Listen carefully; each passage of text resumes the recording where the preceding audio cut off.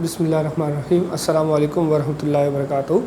Students, last time हम लोगों ने इन्वर्स जी ट्रांसफॉर्म का टॉपिक स्टार्ट किया था और उसमें हम लोगों ने लास्ट टाइम एक मेथड पढ़ा था इन्वर्स जी ट्रांसफॉर्म कैलकुलेट करने का, जिसका नाम था पावर सीरीज़ एक्सपेंशन। आज हम एक और मेथड पढ़ने जा रहे हैं इन्वर्स जी ट्रांसफॉर्म के लिए। Let me write inverse G transform by partial fraction decomposition। ठीक है, तो आज हम इन्वर्स जी ट्रांसफॉर्म कैलकुलेट करने के लिए पार्शियल फ्रैक्शन डीकॉम्पोजिशन पढ़ने जा रहे हैं। इससे पहले जो हमने मेथड यूज़ किया था उसमें हम इन्वर्स जी ट्रांसफॉर्म कैलकुलेट कर सकते हैं, लेकिन हमारे पास जो सोल्यूशन आ रहा था, हमारे पास जो टाइम डोमेन सिग्नल आ रहा था, वो एक अप्रॉक्सीमेट सिग्नल था। ठीक है, एग्जैक्ट सिग्नल कैलकुलेट करने के लिए हम यूज़ करने जा रहे हैं पार्शियल फ्रैक्शन डीकॉम्पोजिशन। तो याद रहे हमारा ऑब्जेक्टिव क्या है। हमारा ऑब्जेक्टिव ये कि अगर हम किसी सिग्नल को फ्रीक्वेंसी डोमेन में ले जाएं बाय यूजिंग जी ट्रांसफॉर्म, तो उसको वापस टाइम डोमेन में कैसे लेकर आएंगे, इसके लिए हमें यूज़ करना होगा इन्वर्स जी ट्रांसफॉर्म। तो इन्वर्स जी ट्रांसफॉर्म हम फाइंड आउट करने जा रहे हैं, यानी किसी सिग्नल को फ्रीक्वेंसी डोमेन से टाइम डोमेन में वापस लेकर जा रहे हैं by using partial fraction decomposition. इसके लिए हम एक एग्जांपल देखते हैं। हम प्रोग्रेस की बुक फॉलो कर रहे हैं, 3rd एडिशन, उसके हिसाब से यह है 3.4.5। एक सिग्नल हमें गिवन है फ्रीक्वेंसी डोमेन में x of z is equal to 1/1 minus 3/2 z inverse plus 1/2 z power minus 2। हमने इस सिग्नल का इन्वर्स कैलकुलेट किया था, इन्वर्स जी ट्रांसफॉर्म कैलकुलेट किया था, और हम इस सिग्नल को टाइम डोमेन में लेकर गए थे पिछले लेक्चर में, लेकिन हमारे पास अप्रॉक्सीमेट जो है वो सिग्नल आया था टाइम डोमेन। अब हम आज यूज़ करेंगे partial fraction decomposition. Partial fraction decomposition के लिए सबसे पहले आपको जो भी सिग्नल गिवन है, आप इसको प्रॉपर फ्रैक्शन में कन्वर्ट करेंगे। यानी जो भी आपको ये सिग्नल गिवन होगा, इसको आप प्रॉपर फ्रैक्शन में कन्वर्ट करेंगे। लेकिन आप ये देखेंगे कि क्या z की पावर नेगेटिव है। अगर नेगेटिव है तो बेहतर है कि आप इसको पहले पॉजिटिव बना लें। ठीक है, तो let's convert the negative power into positive. इसका तरीकाकार क्या है, आप देखें z की सबसे बड़ी पावर -2 है, तो आप इसको मल्टीप्लाई करेंगे इस पूरे को 1 divided by 1 minus 3 divide by 2 z inverse plus 1/2 z power -2। आप इसको z की पावर 2 से मल्टीप्लाई और z की पावर 2 से डिवाइड करेंगे। ठीक है, अगर यहाँ पावर होती 3 तो आप z की पावर +3 से मल्टीप्लाई और +3 से डिवाइड करते हैं। इसका फ़ायदा क्या होगा, इसका फ़ायदा ये होगा कि आप जो है ये जो नेगेटिव पावर्स हैं इसको पॉजिटिव में कन्वर्ट कर सकेंगे। इसके साथ साथ अगर आप चाहें तो जैसे यहाँ पर हमारे पास डिवाइड में 2 आ रहा है, इसको ख़त्म करने के लिए आप यहाँ 2 से मल्टीप्लाई और 2 से डिवाइड भी कर सकते हैं। तो हमारे पास x ऑफ z बराबर होगा 2z² डिवाइडेड बाई ये 2 इससे होगा तो ये हो जाएगा 2z², ये 2 इससे होगा तो ये हो जाएगा 3। z की पावर 2 है, इसमें से 1 चला जाएगा तो 1 पावर रह जाएगी और ये z की पावर 2 इससे कैंसिल आउट हो जाएगी, 2 से 2 कैंसिल आउट हो जाएगा, हमारे पास आ जाएगा 1।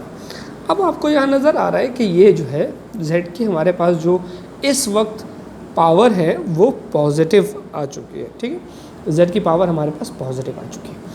अब इसके बाद हमें इसको जो है हो सके तो हमें इस डिनोमिनेटर को प्रॉपर फैक्टर्स में तोड़ना होगा। जैसे फॉर एग्जांपल अगर हम इसको 2z² लिखें, इसको अगर हम तोड़ना चाहें तो 2z² और इस सेंट्रल टर्म को अगर हम ब्रेक करें तो उसको हम लिख सकते हैं 2z माइनस z प्लस 1। ठीक है, दोनों को ऐड करेंगे तो 3z आ जाएगा और मल्टीप्लाई करेंगे तो हमारे पास 2z² आ जाएगा। ठीक है, मिडिल टर्म ब्रेक जिस तरह हम करते हैं, और 2z² इन दोनों में 2z कॉमन आ रहा है तो z -1 रह जाएगा और यहाँ 1 कॉमन आ रहा है तो ये हो जाएगा z माइनस 1। सो हमारे पास x ऑफ z जो होगा ये होगा 2z² डिवाइडेड बाय, आप देखेंगे हो जाएगा z माइनस 1 और 2z माइनस 1। ठीक है, ये याद रखें कि मैंने जैसे शुरू में आपको बताया कि हम कोशिश करेंगे कि ये प्रॉपर फ्रैक्शन में, लेकिन प्रॉपर फ्रैक्शन से पहले एक दो जो काम करने के जिससे हमारा प्रॉब्लम सिंपल हो जाएगा वो ये कि अगर z की पावर नेगेटिव होगी तो उसको पॉजिटिव बना देंगे। ठीक है, और अगर डिनोमिनेटर में कोई वैल्यू आ रही तो उसको कैंसिल आउट करने के लिए हम कोशिश करेंगे कोई ऐसा फैक्टर मल्टीप्लाई करें जिससे वैल्यू कैंसिल आउट हो जाए। इससे थोड़ा सा ये होता है कि डिनोमिनेटर के फैक्टर बनाना हमारे लिए कंपैरेटिवली आसान हो जाता है। ठीक है, तो अब हमारे पास ये फॉर्म आ चुकी है। अब प्रॉपर फ्रैक्शन का मतलब क्या होता है कि जितनी पावर नीचे आ रही है उसके मुकाबले में ऊपर पावर कम आनी चाहिए। जैसे अगर मैं इसको इससे मल्टीप्लाई करूँगा तो z² आएगा, तो मैक्सिमम पावर z² है, ऊपर भी z² है, ऊपर पावर कम होनी चाहिए। ठीक है, स्क्वायर नहीं होना चाहिए, इसको कहते हैं प्रॉपर फ्रैक्शन। तो क्योंकि यहाँ z² है और नीचे भी z² है तो ये प्रॉपर फ्रैक्शन नहीं है, तो इसके लिए फिर हम करते क्या हैं कि एक z यहाँ से उठा के इधर ले आते हैं। तो ये हो जाएगा x of z divided by z is equals to 2z divided by z minus 1 2z minus 1। ठीक है, तो अब हमारे पास ये प्रॉपर फ्रैक्शन में कन्वर्ट हो चुका, और प्रॉपर फ्रैक्शन में कन्वर्ट होने के बाद अब हम पार्शियल फ्रैक्शन डीकम्पोजिशन यूज़ करने जा रहे हैं। पार्शियल फ्रैक्शन डीकम्पोजिशन जो है उसके लिए इस पूरे एक्सप्रेशन को देखिए हम ऐसे लिख सकते हैं, x of z divided by z is equals to 2z divided by z minus 1 2z minus 1 is equal to, इसको हम पार्शियल फ्रैक्शन में डिकम्पोज कर रहे हैं तो ये बनेगा a divided by first term z minus 1 plus b divided by second term 2z minus 1। इसे हम कह रहे हैं इक्वेशन नंबर 1। और आप देखिए कि इस पूरी टर्म को हम ऐसे भी लिख सकते हैं, लेकिन इसके लिए हमें a की वैल्यू पता होनी चाहिए और b की वैल्यू पता होनी चाहिए। तो अब हम इसको सॉल्व करने जा रहे हैं, इसको इस फॉर्म में लिखना चाह रहे हैं, लेकिन हम पहले a और b की वैल्यू फाइंड आउट करेंगे। ठीक है, दोबारा जब a और b की वैल्यूज आ जाएंगी तो हम उन वैल्यूज़ को इक्वेशन 1 में सब्स्टिट्यूट करेंगे, तो फिर हम इसी एक्सप्रेशन को लेकर आगे फर्दर बढ़ेंगे। So let's find the values of a and b in the next slide. देखिए, जिस तरह हमारे पास एक्सप्रेशन था, late me right 2z divided by z minus 1 2z minus 1 is equal to a divided by z minus 1 plus b divided by 2z minus 1। ठीक है, तो आपको कोई भी मेथड आसान लगता हो पार्शियल फ्रैक्शन डिकम्पोजिशन का, आप वो अप्लाई कर सकते हैं। ठीक है, इस एक्सप्रेशन को सिंप्लीफाई करने के लिए, इन टर्म्स को ख़त्म करने के लिए हमें इन्हीं टर्म्स से इसको पूरे एक्सप्रेशन को मल्टीप्लाई करना पड़ेगा बोथ साइड। तो हमारे पास ये जो डिनोमिनेटर में टर्म्स आ रही हैं, ये टर्म्स जो हैं वो कैंसिल आउट हो जाएंगी। जैसे अगर हम इस एक्सप्रेशन को मल्टीप्लाई करें, मल्टीप्लाई बोथ साइड्स बाय इन दोनों टर्म से z माइनस 1 2z माइनस 1, इससे अगर हम मल्टीप्लाई करेंगे इस एक्सप्रेशन को तो फिर ये एक्सप्रेशन हमारा जब यहाँ मल्टीप्लाई होगी ये दोनों टर्म्स तो इससे कैंसिल आउट हो जाएगी, यहाँ आ जाएगा 2z। जब यहाँ मल्टीप्लाई होगी तो z माइनस 1 से z माइनस 1 कैंसिल हो जाएगा और ये आ जाएगा 2z माइनस 1a। और जब यहाँ ये पूरी टर्म मल्टीप्लाई होगी तो ये दोनों वैल्यूज़ कैंसिल हो जाएंगी और z माइनस 1b हमारे पास आ जाएगा। अब ये हमारे पास एक्सप्रेशन आ गया, और ये एक्सप्रेशन जो है ये निस्बतन सिंप्लीफाइड फॉर्म में, इसे हम कह देते हैं इक्वेशन नंबर 2। अब इस इक्वेशन नंबर 2 को आगे फर्दर बढ़ाने के लिए हमें ये देखना होगा कि a और b के कोफिशिएंट्स क्या हैं। मसलन a का कोफिशिएंट ये है, तो हम a का कोफिशिएंट लेंगे और उसको 0 के इक्वेट कर देंगे। यहाँ से हम कैलकुलेट करेंगे z की वैल्यू। तो आप देख सकते हैं कि z की वैल्यू क्या आएगी, 1 वहाँ जाएगा प्लस हो जाएगा और 2 वहाँ जाके डिवाइड हो जाएगा, तो ये हो जाएगा 1/2 और z की ये वैल्यू हम पुट कर देंगे इक्वेशन नंबर 2। तो अगर हम z की ये वैल्यू रखते हैं 1/2 तो देखिए ये एक्सप्रेशन होगा 1/2 is equals to 2 1/2 minus 1 into A plus 1/2 minus 1 into B. ठीक है, ये वैल्यू इससे कैंसिल आउट हो जाएगी, ये वैल्यू इससे कैंसिल आउट हो जाएगी, 1 माइनस 1 0 हो जाएगा, 0 मल्टीप्लाई बाय समथिंग 0 और 1 में से हाफ जाएगा तो माइनस हाफ बी।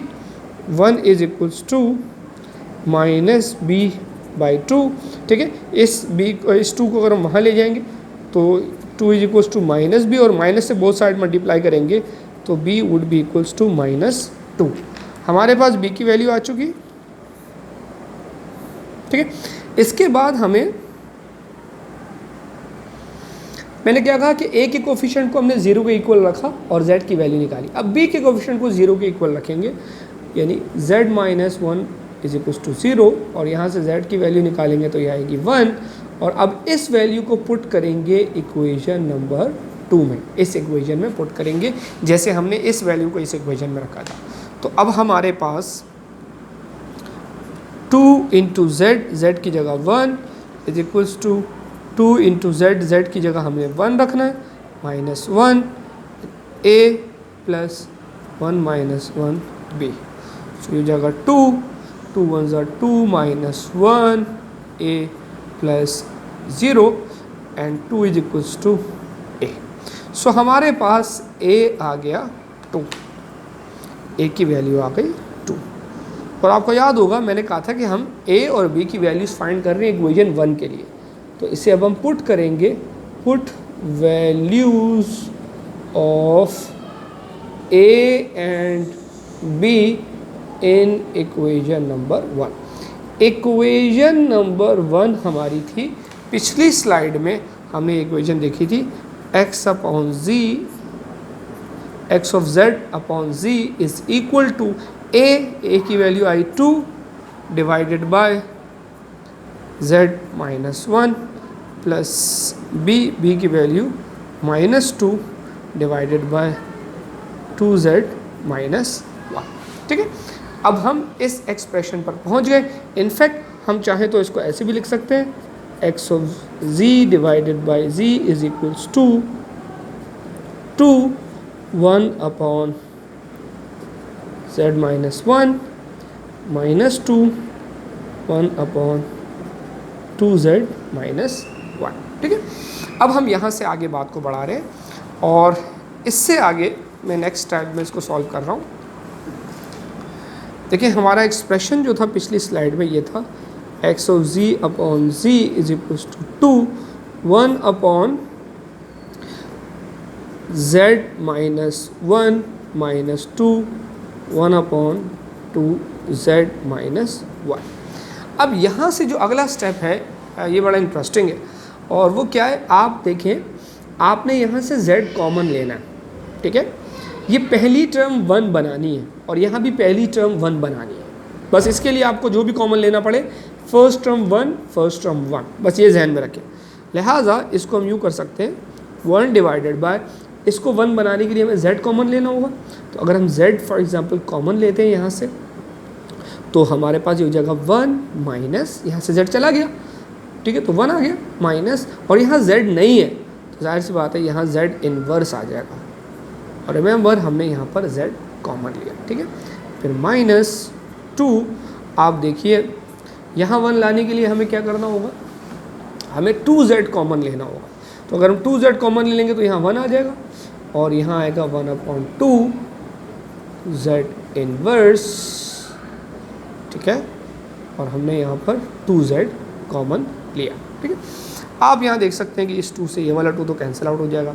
इस z को अगर ऊपर ले जाए तो ये z इन्वर्स हो जाएगा, तो ये हो जाएगा 2z inverse divided by 1 minus z inverse minus, इस z को भी ऊपर ले जाए तो ये हो जाएगा z inverse divided by 1 minus 1/2 z inverse. ठीक है, आई होप यहाँ तक आपको क्लियर हो गया होगा।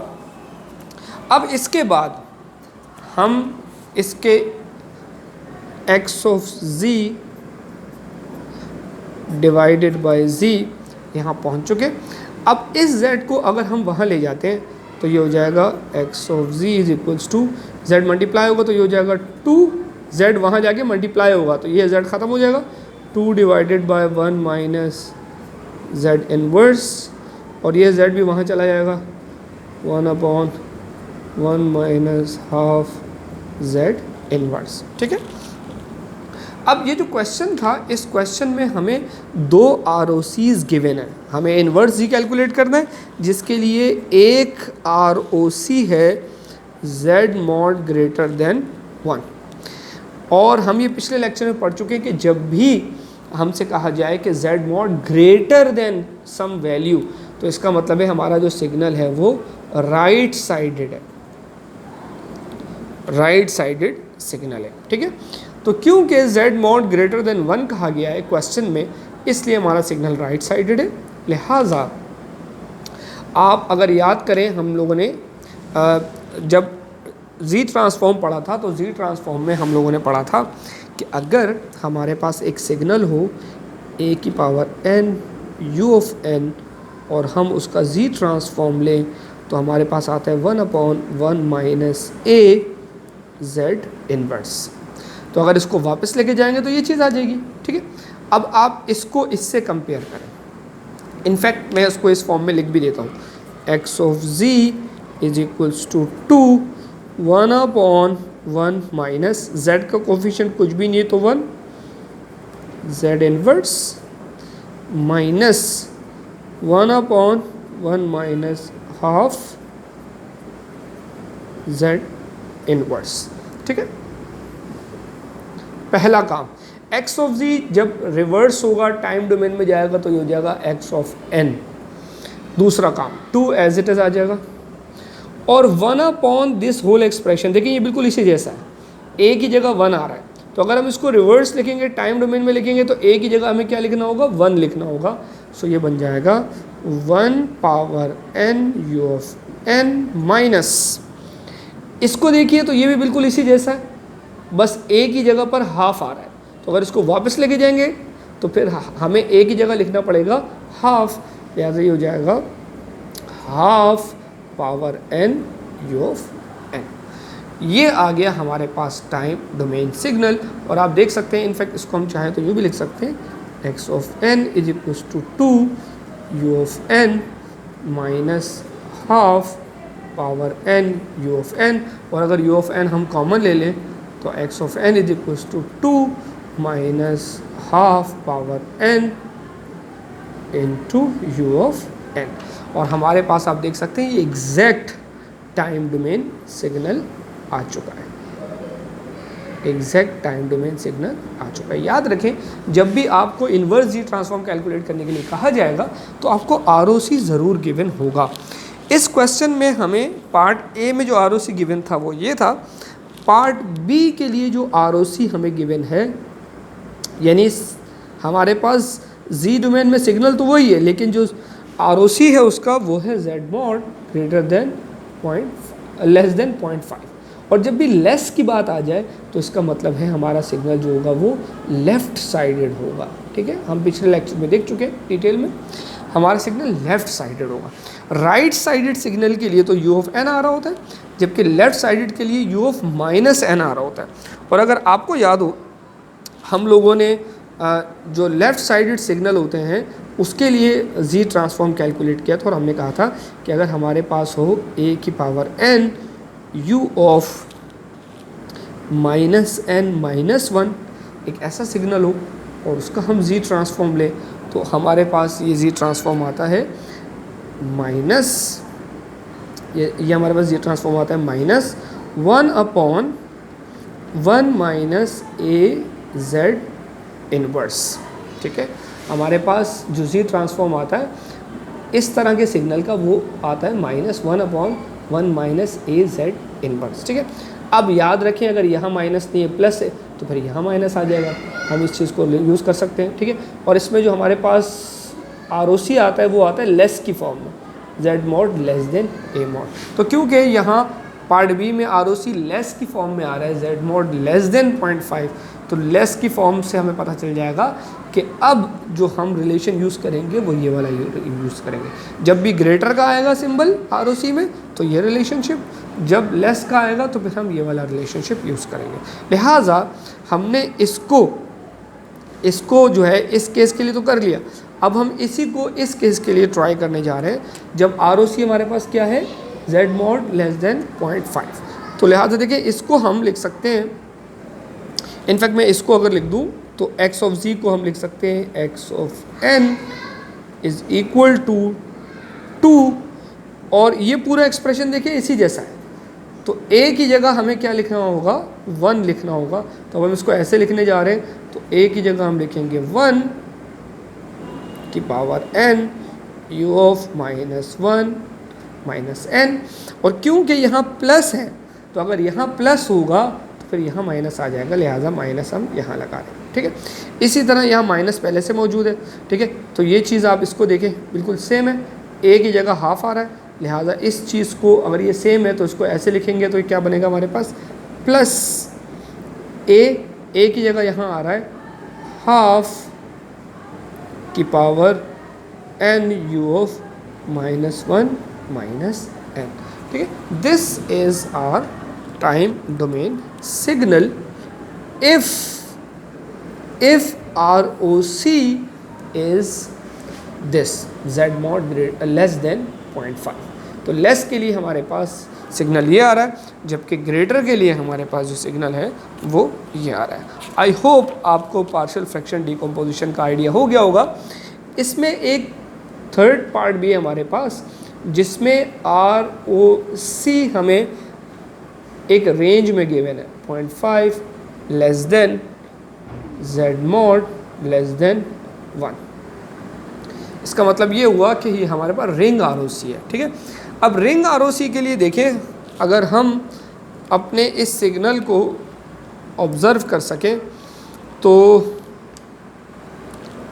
इसको हम ऐसे लिख सकते हैं। देखिए मैं इसको एज इट इज़ पहले लिख देता हूँ, x of z is equal to 2 1/1 minus z inverse. ठीक है, ये 1 था, और minus 1/1 minus half z inverse. ठीक है, क्योंकि हमारे पास z मॉड जो है इसकी वैल्यू इसके दरमियान आ रही है, इसका मतलब ये z की मॉड की जो वैल्यू है वो हमारे पास 1 से छोटी है लेकिन 0.5 से बड़ी है, 1 से छोटी है लेकिन 0.5 से बड़ी है। अच्छा याद रखें कि 0.5 का मतलब होता है हाफ, इसका मतलब हाफ यहाँ पर आ रहा है, आपको नज़र आ रहा है हाफ, इसका मतलब z mod should be greater than half, ये इसके लिए।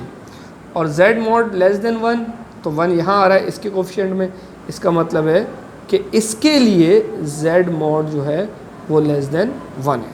सो जब less z mod less than 1 है वो इसके लिए, कैसे पता चला, 1 है तो 1 इसके कोफिशिएंट में आ रहा है, और z मॉड जो है वो बड़ा है 0.5 से, कैसे पता चला, 0.5 हाफ को कहते हैं, हाफ इसके कोफिशिएंट में आ रहा है, लिहाजा ये वाली कंडीशन इसके लिए और ये वाली कंडीशन जो है इसके लिए। अब आप देखिए इसको हम लिख सकते हैं x of n is equal to 2।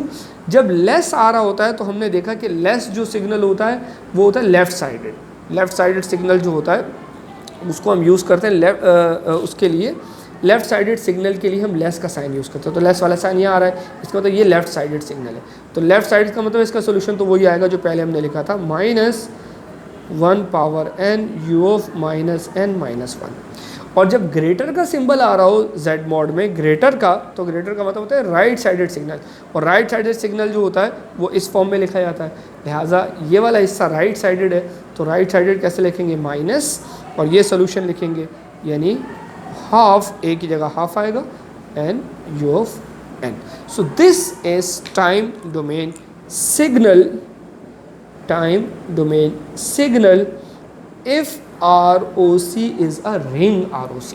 तो अब आपको बहुत अच्छे तरीके से आइडिया हो गया होगा कि अगर आपको ROC दिया जाएगा z मॉड ग्रेटर की फॉर्म में तो आप कैसे सॉल्व करेंगे, आपको लेस की फॉर्म में दिया जाएगा तो आप कैसे सॉल्व करेंगे, और अगर आपको एक रेंज z मॉड की दी जाएगी, एक रेंज की फॉर्म में दिया जाएगा तो आप उसको कैसे सॉल्व करेंगे। आई होप आपको पार्शियल फ्रैक्शन डिकम्पोजिशन अच्छी तरह समझ में आ गया होगा। प्रैक्टिस के लिए आप कुछ और प्रॉब्लम्स भी कर सकते हैं, ठीक है। अब याद रखें कि या तो ये मुमकिन है कि आपसे डायरेक्टली कहा जाए कि जी एक सिग्नल है और आपने उसका इन्वर्स जी ट्रांसफॉर्म कैलकुलेट करना है, जैसा कि ये सिग्नल है और इन्वर्स जी ट्रांसफॉर्म कैलकुलेट करना है। मैंने बताया जब भी ऐसा सिग्नल दिया जाएगा इसके साथ आपको ROC लाजमी गिवन होगा। हमें 3 ROCs गिवन थे। एक ROC हमें गिवन था Z मॉड, एक ROC हमें गिवन था Z मॉड ग्रेटर की फॉर्म में, ग्रेटर देन 1। एक ROC था Z मॉड लेस देन 0.5 और एक ROC रिंग की फॉर्म में था, वो था 0.5 less than Z mod less than 1। 3 ROCs given थे, हमने x ऑफ z को x ऑफ n बनाया तीनों ROCs के लिए, ठीक है। तो एक तरीका तो ये हो सकता है कि आपको x ऑफ z दे दिया जाए, ROC दे दी जाए और आपसे सीधा सीधा कहा जाए कि find the inverse Z transform या find the time domain signal. Remember ये वाला सिग्नल जो होता है वो टाइम डोमेन सिग्नल होता है, लेकिन ये क्वेश्चन थोड़ा सा डिफरेंट तरीके से भी आ सकता है। किस तरह, अब हम एक एग्जांपल इसके लिए देखने जा रहे हैं। फॉर एग्जांपल आपसे इस तरह कहा जा सकता है, इसके लिए हम बुक की ही एक एग्जांपल करने जा रहे हैं। बुक के हिसाब से ये है 3.6.5। आपसे कहा जा सकता है determine the response of the causal system. Causal system है, ये याद रखें, ये जुमला बड़ा इंपॉर्टेंट है, ये लफ्ज़ बड़ा इंपॉर्टेंट है। Causal system yn is equals to 5 divided by 6 yn minus 1 minus 1 upon 6 yn minus 2 plus x of n to the input signal x of n delta n minus 1/3 delta n minus 1, ठीक है। तो हमसे कहा जा रहा है कि एक कॉजल सिस्टम है। कॉजल सिस्टम जो होता है उसमें हमारे पास जो है, हम पीछे पढ़ चुके हैं कि कॉजल सिस्टम जो होता है यूँ कह लें कि उसमें राइट साइडेड सिग्नल्स आ रहे होते हैं, लेफ़्ट साइड नहीं आते, और ये कॉजल सिस्टम की इक्वेशन है। इस सिस्टम को अगर हम ये इनपुट देंगे तो हमें क्या आउटपुट मिलेगा, हमें ये फाइंड आउट करना है, ठीक। तो हमें इस इनपुट के लिए इस सिस्टम का आउटपुट फाइंड आउट करना है, ठीक है। अब इसके कई तरीके हो सकते हैं। जी ट्रांसफॉर्म की मदद से हम कैसे कर सकते हैं, लेट्स ट्राई दिस। अब यहाँ हमें कहीं नहीं कहा गया कि हमें इन्वर्स जी ट्रांसफॉर्म कैलकुलेट करना है, लेकिन हमें यहाँ पर इन्वर्स जी ट्रांसफॉर्म की ज़रूरत पड़ेगी, ठीक है। Let's try. y of n is equals to 5/6 y of n minus 1 minus 1/6 y of n minus 2 plus x of n, ठीक। अगर हम इसको z डोमेन में लेके जाते हैं तो जो स्मॉल लेटर्स होते हैं वो कैपिटल में कन्वर्ट हो जाते हैं, तो कैपिटल y और n जो है वो z में कन्वर्ट हो जाएगा। 5/6 ऐसे आ जाएगा। यहाँ n में से एक वैल्यू माइनस हो रही है, तो याद रखें हमने पीछे प्रॉपर्टी पढ़ी थी, n में से वैल्यू माइनस होगी तो z इन्वर्स आएगा, और ये जो स्मॉल लेटर है ये कैपिटल लेटर में कन्वर्ट हो जाएगा।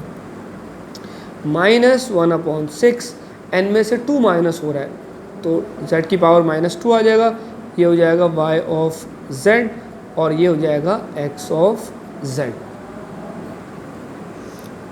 जी। तो x of n x of z में कन्वर्ट हो गया, ठीक है। अब हमें अगले स्टेप में ये y ऑफ z है, ये y ऑफ z है और ये भी y ऑफ z है, तो हम इन वैल्यूज़ को यहाँ ले जाते हैं, तो ये जो वैल्यू प्लस हो रही है वो माइनस हो जाएगी, जो माइनस हो रही है वहाँ जाकर प्लस हो जाएगी। लिहाजा ये हो जाएगा y of z minus 5/6 z inverse y of z, और ये वहाँ जाके plus 1/6 z power -2 y of z is equals to x of z, ठीक है। अब इनमें y ऑफ z कॉमन आ रहा है तो हम y ऑफ z कॉमन ले लेते हैं, तो यहाँ बचेगा 1 minus 5/6 z inverse plus 1/6 z power -2 is equals to x of z, और इस पूरी वैल्यू को अगर हम फॉर एग्जांपल राइट साइड पर ले जाएं और x ऑफ z को यहाँ ले आएँ तो ये हो जाएगा y of z divided by x of z is equals to, ये पूरी वैल्यू राइट पे चली गई और ये लेफ़्ट पर आ गया तो यहाँ आएगा 1 डिवाइड बाय ये पूरी value 1 minus 5/6 z inverse plus 1/6 z power -2। ठीक है, ये याद रखें कि हम इस डिनोमिनेटर में जो 6 है इसको ख़त्म करने के लिए 6 से इसको मल्टीप्लाई और डिवाइड कर सकते हैं। तो अगर हम इसको 6 से मल्टीप्लाई और 6 से डिवाइड करेंगे तो जब 6 से मल्टीप्लाई करेंगे यहाँ पर और डिवाइड करेंगे तो एक 6 ऊपर आएगा एक नीचे आएगा, ऊपर वाला तो ये रहा, नीचे जो आएगा वो इन सबसे मल्टीप्लाई हो जाएगा तो यहाँ आएगा 6, ठीक है, यहाँ आएगा 6 माइनस यहाँ आ जाएगा 5 z इनवर्स और यहाँ आ जाएगा z की पावर -2। ठीक है, और अगर हम इसके फैक्टर बनाएंगे तो हमारे पास इसके जो फैक्टर्स बनेंगे वो बनेंगे 6 डिवाइडेड बाय, इस 5 को हम ब्रेक करेंगे, ठीक है, दो हिस्सों में ब्रेक करेंगे, मिडिल टर्म ब्रेक होगी और कॉमन लेंगे तो मैं डायरेक्ट लिख रहा हूँ for the sake of time. इसके फैक्टर्स बनेंगे 3 माइनस z इनवर्स और 2 माइनस z इनवर्स। अब आप यहाँ देखिए, यहाँ 2 आ रहा है, यहाँ 3 आ रहा है, हम इन 3 और 2 दोनों को कॉमन ले लेते हैं तो y of z divided by x of z is equals to 6, यहाँ से 3 कॉमन लिया तो आएगा 1 माइनस 1/3 z इनवर्स, ठीक है, और यहाँ से 2 कॉमन लिया, 2 मैं यहाँ लिख रहा हूँ तो ये हो जाएगा, ये मल्टीप्लाई हो रहा है, ये हो जाएगा 1 माइनस 1/2 z इनवर्स। तो 2 3 6 होता है, ये दोनों इससे कैंसिल आउट हो जाएंगे, लिहाजा y of z divided by x of z is equal to 1/1 minus 1/3 z inverse 1 minus 1/2 z inverse. ये हमारे पास ये पूरा एक्सप्रेशन आ गया। अब इंटरेस्टिंगली हम इसको एक ख़ास फॉर्म में लिख सकते हैं और वो ख़ास फॉर्म क्या है वो मैं अगली नेक्स्ट स्लाइड पे आपको बताने जा रहा हूँ। y of z upon x of z, ठीक है, इस चीज़ को ध्यान में रखना है। हम इस एक्सप्रेशन और रिलेशन को आगे यूज़ करने जाएंगे। मैं थोड़ा सा बैक जा रहा हूँ और अगर आपको याद हो तो हम लोगों ने पढ़ा था कि अगर हम किसी भी सिस्टम को एक इनपुट दें x ऑफ n, उसका एक अपना इम्पल्स रिस्पॉन्स है h ऑफ n, तो वो हमें आउटपुट देता है y ऑफ n, ठीक है। और आम तौर पर ये जो आउटपुट हमारे पास आता है ये इनपुट और इम्पल्स रिस्पॉन्स को आपस में कॉन्वॉल्व करके आता है। और अगर हम इसको ले जाएं z डोमेन में तो ये हो जाएगा y ऑफ z, ये हो जाएगा x ऑफ z और ये हो जाएगा h ऑफ z, और कॉन्वोल्यूशन जो है वो z डोमेन में जाकर मल्टीप्लिकेशन बन जाती है, ये हम पीछे पढ़ चुके हैं, ठीक है। अब अगर हम x ऑफ z को वहाँ ले जाएं तो y ऑफ z जो है y of z divided by x of z is equals to h of z, ठीक है। हम इसको ऐसे लिख सकते हैं, या अगर आप चाहें तो एज इट इज़ इसको यूज़ कर सकते हैं। फॉर एग्जांपल अगर हम इसको इग्नोर भी कर दें, लेट्स से अगर हम इसको इग्नोर भी कर दें और हम इसको एज इट इज़ यूज़ करना चाहें तो भी कर सकते हैं, और हम इस इक्वेशन को अगर यूज़ करना चाहें तो हम इस इक्वेशन को भी यूज़ कर सकते हैं। लिहाजा y of z upon x of z को हम h ऑफ z लिख सकते हैं। सो अब आप देखिए, हमारे पास पिछली स्लाइड में y of z upon x of z लिखा हुआ था, उसको हम लिखने जा रहे हैं h ऑफ z, और h ऑफ z क्या है, h ऑफ z है 1/1 minus 1/3 z inverse and into 1 minus half z inverse, ठीक है। तो इंटरेस्टिंगली आप ये देखिए कि ये h ऑफ z है, और h ऑफ z जो है वो दरअसल सिस्टम का इम्पल्स रिस्पॉन्स होता है टाइम डोमेन में, ठीक है। इसको फ्रीक्वेंसी डोमेन में, देखिए टाइम डोमेन में इसको कहते हैं इम्पल्स रिस्पॉन्स, ठीक है, और फ्रीक्वेंसी डोमेन में इसको आमतौर पर कहा जाता है ट्रांसफ़र फंक्शन। इसका मतलब है ये जो हमारे पास आया, ये क्या आया, ट्रांसफ़र फंक्शन आ गया। तो जो सवाल हमारा था उसमें अगर आपसे वो कहता है कि फाइंड द ट्रांसफ़र फंक्शन, तो भी आपको यही मेथड फॉलो करना था जो हमने पीछे फॉलो किया। ट्रांसफ़र फंक्शन हमारे पास आ गया, ठीक है। और ये भी जहन में रखें कि किसी भी सिस्टम का आउटपुट कैलकुलेट करना हो जी डोमेन में, हम ये रिलेशन यूज़ कर सकते हैं। ये क्या है, आउटपुट है, ये इनपुट है, ये ट्रांसफ़र फंक्शन है। ट्रांसफ़र फंक्शन हमारे पास सिस्टम का आ चुका है। अब सवाल में हमें कहा गया था कि जो इनपुट है वो इनपुट इस तरह है, x of n is equal to delta of n minus 1/3 delta of n minus 1। ये हमारा इनपुट है। अब अगर इसको हम जी डोमेन में लेके जाएंगे तो ये हो जाएगा x of z is equal to, और इस पूरे का जो हमारे पास जो z ट्रांसफॉर्म आएगा ये आएगा 1 माइनस, इसका जो z ट्रांसफॉर्म होगा वो 1 होगा, minus 1/3 z inverse. Delta of n का जो z ट्रांसफॉर्म होता है वो 1 होता है, और यहाँ n माइनस 1 है तो -1 की वजह से z माइनस 1 मल्टीप्लाई हो जाएगा, ठीक है। इसका भी z ट्रांसफॉर्म 1 ही आएगा, ठीक है, लेकिन -1 था तो इसके लिए z की पावर -1 मल्टीप्लाई करेंगे, लिहाजा x ऑफ z आ जाएगा 1 माइनस 1/3 z इनवर्स। ये हमारा इनपुट है जी डोमेन में। इस इनपुट के लिए हमें आउटपुट चाहिए। आउटपुट ये रहा, this is output in time domain and this is output in frequency domain, ठीक है।